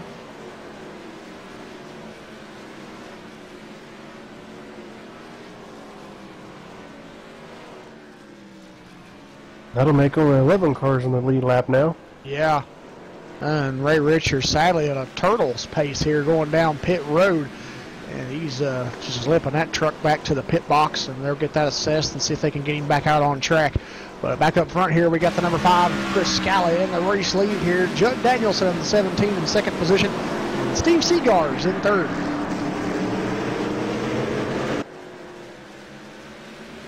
I say the one with the best points tonight, looking at it from this perspective right now, from where they're running. If they can stay this way, the one to come out with the best points tonight might be Steve Seagar's with the finishing position that he could possibly get here.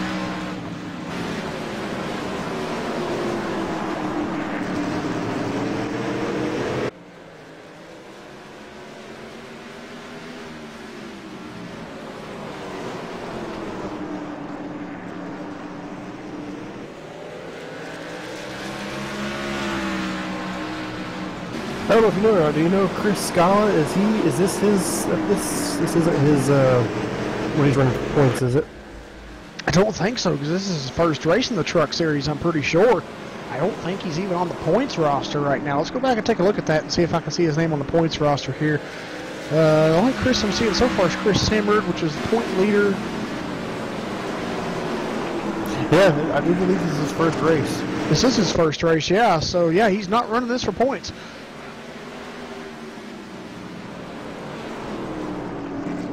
But he's doing a phenomenal job right now in the later stage of this race.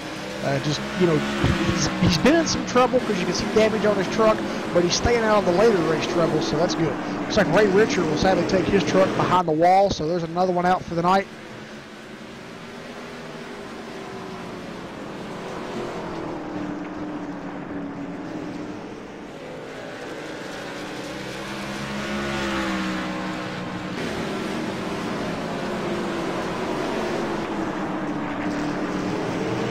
William Hartman will take his truck behind the wall, so another one out. Ouch. These guys just gave it their all tonight. It just looks like Martinsville really didn't go their way, and they'll come back next week and try it again. We got Chris Scala here battling some lap traffic. That's Eisenhower there, I believe. Yeah, Jason Eisenhower, the 36 truck.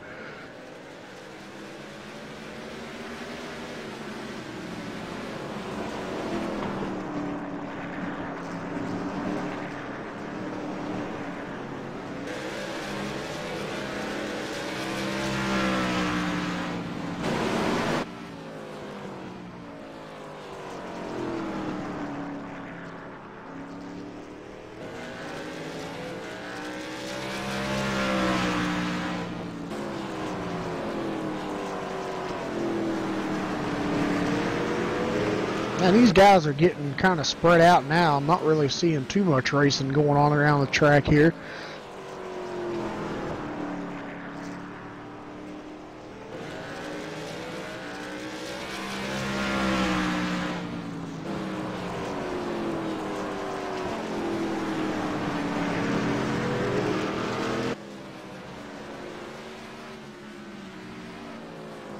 Billy, thank you for tuning in tonight here to MaxSpeedTV. Please hit that like and subscribe button for more racing action. MaxSpeedTV is broadcast every night of the week here. We got races on Saturdays, Sundays, Mondays, Tuesdays, Wednesdays, Thursdays, Fridays. Every night of the week, MaxSpeedTV has something going on. If it's from rallycross racing to some dirt track racing with sprint cars or modifieds, or if it's NASCAR style racing, Indy cars, anything, you name it, MaxSpeedTV's covering it and is covering it currently. So go even back and check in our archives that we have in the MaxSpeedTV and go check out some of those older races that we've had over the seasons. And there's some great races in there to just check out. A lot of great leagues here, especially SSCA is one of those, along with that. And this is a great race here tonight for their truck series here at Martinsville. Chris Scala is amazing right now. We've had some ups and downs for some drivers tonight, including sadly Chris Semmert. He's led probably the most laps tonight. He had a strong run going and then got caught up in something that just was a detriment to him. Sadly hurt his motor, and he's sitting on pit road trying to get it fixed and maybe try to scrounge some position here, and we'll see what happens as this race plays through. We're on a lap 170 here complete, so this race is running around lap 170 and 200. Good, Daniel. Chris Scala. Yeah, caution. Man, that was some hard racing right there between those two. Let's go back and take a look at this. We're right on board with Chris Scala.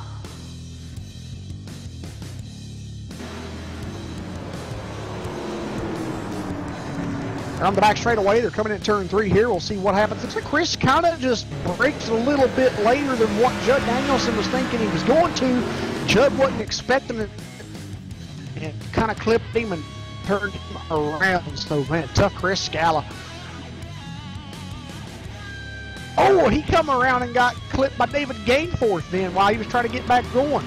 Ouch, and I think that hurt his motor. Oh, that's not good.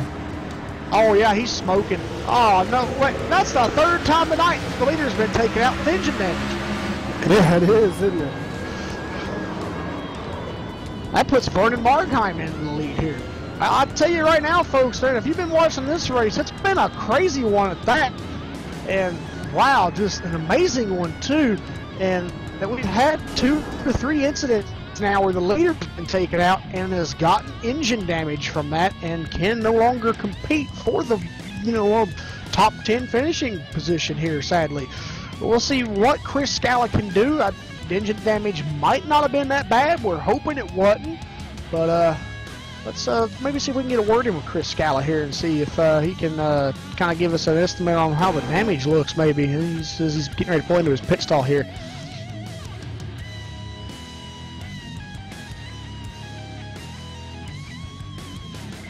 Chris Scala, you got a copy? Yes, sir. Hey, man, it's a tough break for that. We're sorry to see that happened to you out there, but do you think you'll be able to get back out on the racetrack, or how's the damage looking? Well, the second shot that I got from a car that I was waiting for everybody to go past the field, and a second car came and hit me, and that totaled me out. I was doing fine until then. It's unfortunate, but pretty good Fred J. Moyer Plumbing Toyota. It's unfortunate.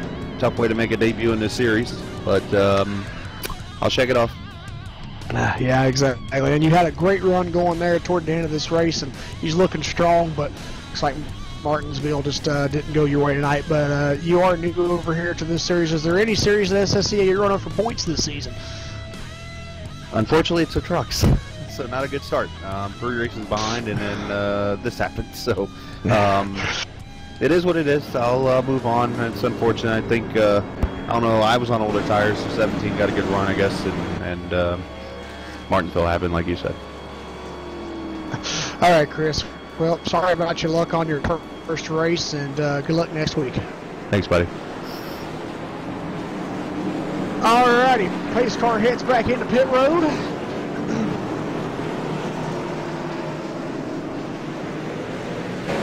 And there's the green flag. We're back underway here at Martinsville. Wow, good restart for Vernon Margheim there in the 33 truck as he dives into turn 1 here. He's got Sean Kalis on now. Ooh, the 84 truck with a good dive there on Sean, trying to get around him. Sean's, I'll tell you right now, Charles, Sean Kalis has been one good driver to hold off the drivers on that high side. Looks like right. Oh, maybe I spoke too soon. He had been doing good, but it looks like he got his match there from Daniel Jackson. Daniel got a little something better on him there going into the turn. Was able to claim and pass him. Also seeing another driver, the most improved, well, not the most improved, the most improved driver in this race as he has moved up in most positions. Jeffrey Johnson Jr. in the 06 truck. Oh, he just got the back of Sean Kalist. Ouch. Yeah, but he is the biggest mover out here tonight, coming from 22nd up to 4th. I think he might be somebody to keep an eye on here. Yeah, in the 84, Daniel Jackson just gave Vernon Markheim in 33 a little shove, lead. Yeah. Everybody's everybody's giving some shoves out here because Jeffrey Johnson Jr. just gave a shove to Sean Kalist there. Daniel Jackson gives a shove to Vernon Markheim. I think maybe Steve Durham back there, not Steve Durham, Steve Durham, excuse me, I'm getting Steve's confused. I think Steve Durham might gave a little bit of a shove to Steve Seagars there too on that restart. But it's coming down to the wire here. These guys are coming to 20 laps to go this time by, oh no, excuse me, next time by they're coming 20 laps to go. So this race is winding down. It's go time now. Anything can go here, and they're going to try their best to try to get a win here tonight. And I'll tell you right now, the two top trucks in this field right now, I think, would be Vernon Markheim and Daniel Jackson. They're looking pretty strong. Oh, yeah. Well, after all the aftermath we've had in this race tonight, we're left with, oh, big crash. Steve Durham hits the wall hard. Ouch. Let's go back and take a look at this. What happened here? Did anybody, I see Robert McFarland got caught up in that. That's a tough break. What happened here to Steve Durham? Let's ride along with him here and see what happened. Oh, looks like he got collected by the 18 truck of Joe Johnson. Came back across the racetrack and collected Joe Johnson. Ouch. And it looks like Robert McFarland was just trying to steer clear of that and kind of just gave himself a little bit of a spin there, but I think he's okay. And we'll get back up front here on your race leader, Vernon Markheim, after reviewing that replay there. And that was a tough break. Man, that was a hard, violent hit for Durham there, too. Yeah, it was. It was in the straightaway. Yeah, it was.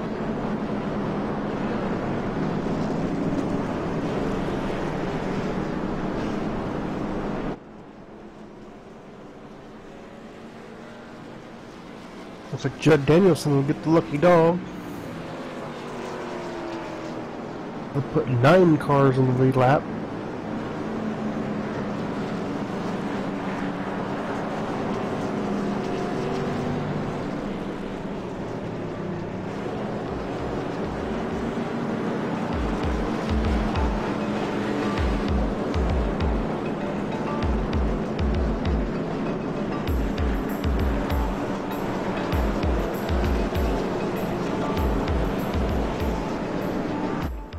And then if we could get Justin Anderson, he could get back on the lead lap too. And I tell you, Justin's kind of had the up and down night here too, Charles. We've seen him 3 laps down, and now he's only 1 lap down. So if another caution happens, he can get back on the lead lap. Yeah, I was just thinking that too. I was like, he's been a lap down this whole race. He's been really fighting it, and he could still get back on the lead lap. Yes, sir.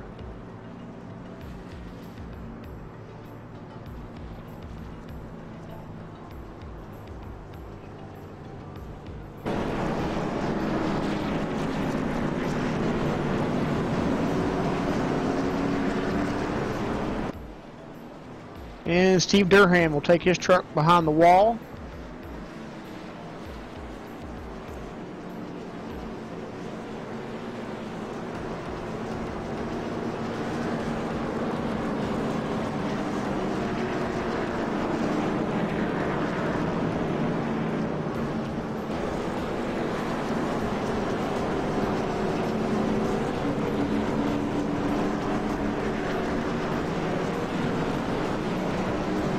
And the lights on the pace car are out, so we're going to go back to green flag racing here.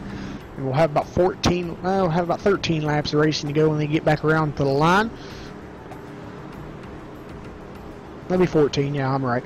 Excuse me, I messed that up on my own.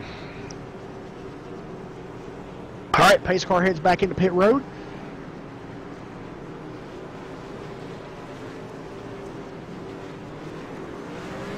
There's the green flag. We're back underway here at Martinsville for the Dirty Air Studios 200.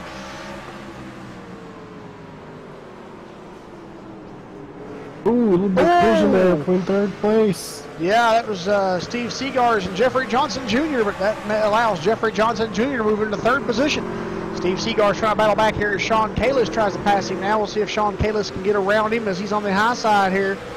Steve Seagars battling back, though. I don't think he's going to allow Kalis to get around him. Nope, he will stay in fourth position.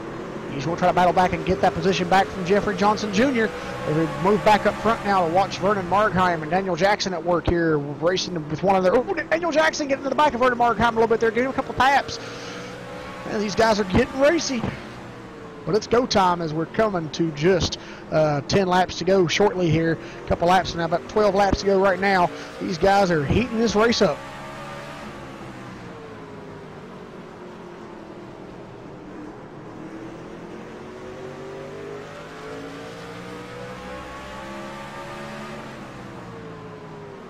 Oh, the 84 makes a dive. Oh, yeah. They saved it. Yes. 84 did lock his brakes up there. I seen some tire smoke when he was coming in turn one. But, wow, that was a gutsy, daring move by him. And, well, Vernon Markheim's keeping it strong here, though. He's keeping him at bay. 10 to go. Well, they're side by side again coming off turn two. Man, these two are battles heating up here. They're trying their best. Vernon's trying to keep Daniel Jackson at bay, and Daniel Jackson's trying to get around Vernon. Daniel Jackson locking up his brakes a little bit again there into turn one. They're still side by side coming off turn two. And these guys are racing and battling hard. None of them giving up. Oh, we're getting some contact here. Oh, wow. Wow, he kind of just pushed Vernon out of the way a little bit after he kind of got tight. He was like, I'm coming. Oh, Vernon Markheim getting loose. He saves it. And that's going to allow Jeffrey Johnson Jr. to move into second position. I believe that is, who is that? Is that Steve Seagars? Yeah, Steve Seagars will move into third. So Vernon Markheim back to fourth. Question is now, can Jeffrey Johnson Jr. come up here and try to get the win from Daniel Jackson here as we're coming here. We've got about 6 laps to go this time by. Oh, push with the back from Steve Seagars, Jeffrey Johnson Jr. I think that's a little bit of payback from those two getting together there a little bit ago. But Jeffrey Johnson Jr. will keep it strong, held in second position. Now we got Judd Danielson racing with Vernon Markheim here now.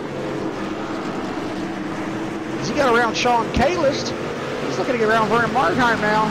See if Daniel Jackson can hold off Jeffrey Johnson Jr. Jeffrey Johnson Jr. is looking strong there, but then they got a little bit of a scruffle there with Steve Seagars. It's got him off the pace a little bit from the lead for Daniel Jackson.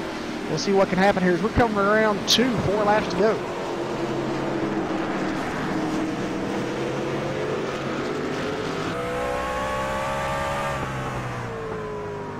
Yeah, Jeffrey Johnson's trying to make his way back up. I just don't know if he's going to have enough time. I don't think he is. He's going to have to have Daniel Jackson make a huge mistake in his, in his run to be able to catch back up to him.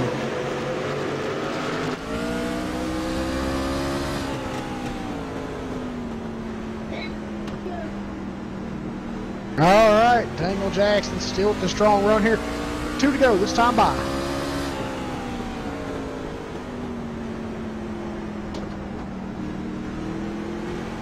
Up to some lap traffic here is Jason Eisenhower. I think that might have allowed Jeffrey Johnson to close up a little bit. Still don't think it was enough. Coming around off turn 2 here. Coming down the back straightaway, coming through 3 and 4 here. They're coming with a white flag this time by. All right, here comes Daniel Jackson off turn 4. White flag, last lap. He's got one more circuit around this track. Here comes his last time through 1 and 2. Now he's coming off turn 2, going down the back straightaway for his last time here. I believe he's got it. There he comes through turn 3. Turn 4, Daniel Jackson wins the race tonight here, and looks like Jeffrey Johnson Jr. will finish second. Steve Seagar's in third. So congratulations to Daniel Jackson for picking up the win tonight here at Dirty Air Studios 200 for SSCA's Michelangelo's Painting Truck Series here at Martinsville, round number 4.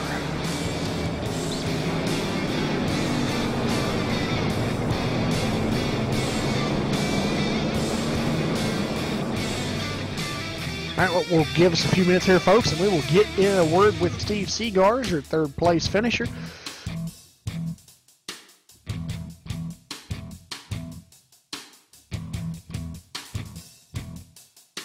Although I don't see Steve in TeamSpeak, so we may not get a chat with him. He might come in here in a few minutes. Don't know.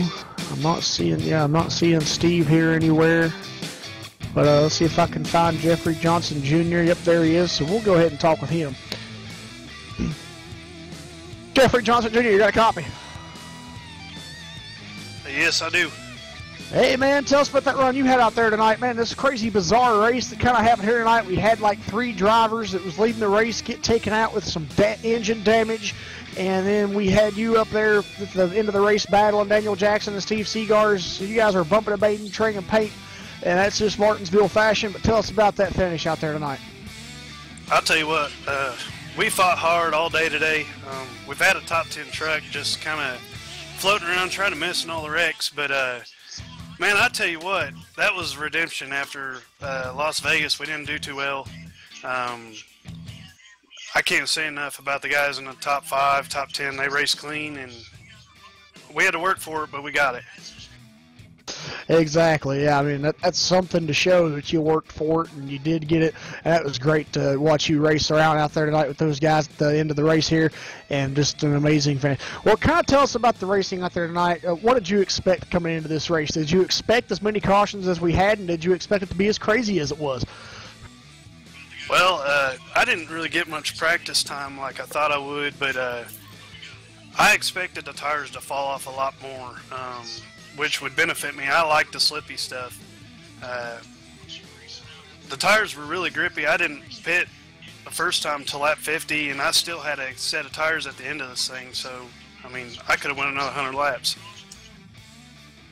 Yeah, exactly. Well, you know, with that being said tonight, though, congratulations on your second place finish. You were the biggest mover out there, coming up from 22nd position. So congratulations. Do you have anybody you'd like to give thanks or shout out to before you go celebrate your second place finish? I'd just like to, you know, thank my friends that are watching, and then my buddies that I race with during the week. They kind of gave me some tips for Martinsville, and I'm ready for the next one. Exactly. All right, Jeff. Well, thanks for talking with us here. Congratulations on your second place finish. Good luck in the next race next week. Thank you. Have a good one. All right. Well, folks, I don't see neither Steve Seagars in TeamSpeak or the winner, Daniel Jackson. So let's try to get a word in with Vernon Margheim here, your fourth place finishing position here, and see what he has to say. Vernon Margheim, you got a copy? 10-4. Alrighty, well, tell us about your racing out there tonight. You know, we've kind of seen you there racing with the guys out there tonight, and you got the lead there for a little while. Then it started getting a little rough out there with the guys. Tell us what you thought you might need there for the end to try to, you know, race back to those guys and try to get that win. Stronger back bumper is what I need. I mean, really, you know, we try to race clean here. I don't think I touched one person with my front bumper out of respect. And the guy in second place wants to win it so bad, he's willing to take out first place to do it. And I let him on the inside, racing him clean, and he just comes washing up the track, takes me out. So, you know, whatever.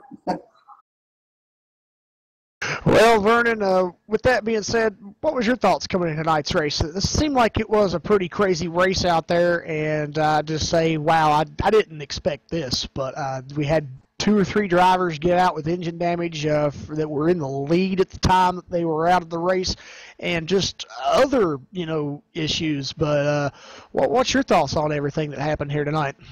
Well, you can take a look at my truck. Front end's clean, back end's damaged all get out because people overdriving the truck.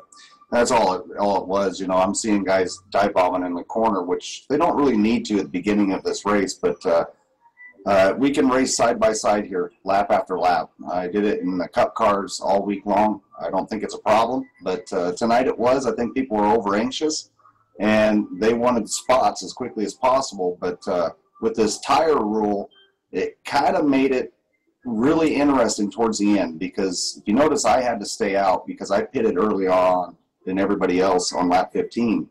So I had to play the tires out. So I was on older tires, but the tire fall off here is not that bad. You can have good grip after 25, 30 laps and still hang with the leaders. The problem is that if guys are behind you and they're that tick of much quicker, you know, as you just saw, you get taken out.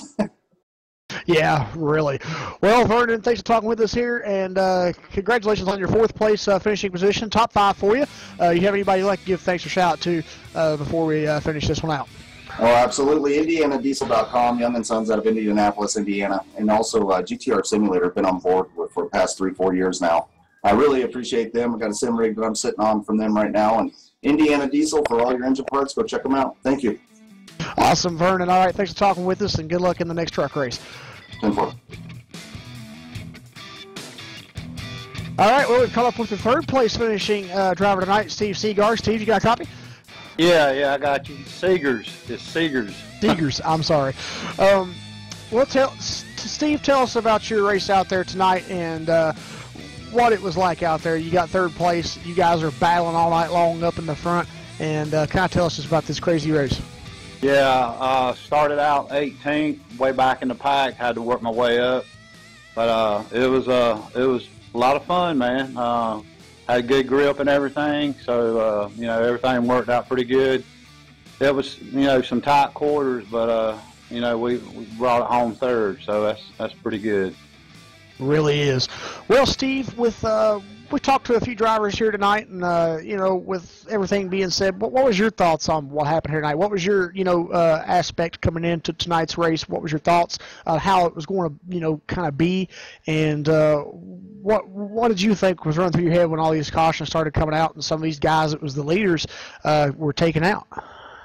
Yeah, that's unfortunate. You never know here at Martinsville. I mean, it's a tight track, and you know, to gain a position, it's really tough, and you got to do the best you can do and try to work through the traffic. But all in all, it was a good night, and a lot of cautions, like you said. You know, really didn't expect that many, but I guess it might have helped us some to work our way back up there to the front. Yeah. Well, Steve, you got 3rd place finish tonight, so congratulations on that. You got anybody you'd like to give thanks to or shout out before you go celebrate? Yeah, my buddy Bernie and S&D Entertainment and a couple other friends just watching tonight. Thank you. I appreciate you doing your broadcast too. We really enjoy it. And we enjoy watching you guys race around the track week in and week out, so thank you as well, Steve, and congratulations on your 3rd place finish. Good luck at the next truck race. Okay, thank you. All right, well, we didn't get to get an interview in with our winner tonight, Daniel Jackson, but we'll congratulate him anyway, and let's get this race closed out, and let's get you down through your finishing results here. Daniel Jackson comes home with the race win tonight here at Martinsville, so congratulations to him. But Chris Simmerd, sad night for him. Looks like he will finish in 16th position, 59 laps down. He was your pole sitter. He did win stages 1 and 2, but congratulations to Chris for winning those stages, getting the pole, and congratulations to Daniel Jackson getting the win. Jeffrey Johnson Jr., hard-fought battle back up in 2nd place there tonight. He was the biggest mover out there tonight, coming from 22nd position, so congratulations to him for finishing 2nd place. Steve Seegers will finish in third position. Vernon Margheim will finish 4th. Judd Danielson will finish 5th. Sean Kalist in 6th. Joe Johnson 7th, Robert McFarland 8th, Mark McFadden 9th, and Justin Anderson will finish 10th. He was the first truck a lap down. Chris Scala, he had a great run too, but sadly got taken out there toward the end of the race, and he will finish in 11th position. Jason Eisenhower worked his way back up to finish in 12th place position. Steve Durham will finish in 13th. David Gainforth 14th. Ray Richer in 15th. Chris Simmerd in 16th. William Hartman in 17th. Kobe Timms will finish 18th. Mike Donahue in 19th. Ralph Vorst will finish 20th. David Richer in 21st. Russ Coe 22nd. Gary Weston 23rd. And Jeff Martin, tough break for him too. He had a strong run going at the beginning, but he will finish in 24th position. Thanks for tuning in tonight, folks, here to Martinsville Speedway for the SSCA Michelangelo's Painting Truck Series Dirty Air Studios 200. Congratulations to our winner tonight, Daniel Jackson, in this race tonight. And let me take a look here real quick and see where we will be at next week in the truck. I'm pretty sure it's Dover. Yes, it is. Dover, Delaware. So we'll be at Dover. So join us for that one, too. We hope you enjoyed tonight's broadcast here on MaxSpeedTV. Until next time, have a good night.